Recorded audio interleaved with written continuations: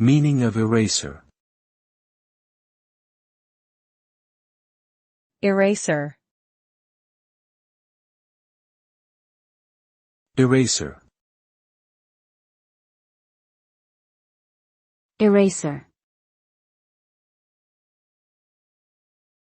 Eraser. An eraser is a tool used to remove marks made by pencils or similar writing instruments from a surface. It usually comes in a small rectangular or cylindrical shape, and is made of a rubber-like material that is soft and pliable. When rubbed against a surface with pressure, it picks up the graphite or other pigment left by the pencil, effectively erasing or removing the mark from the surface.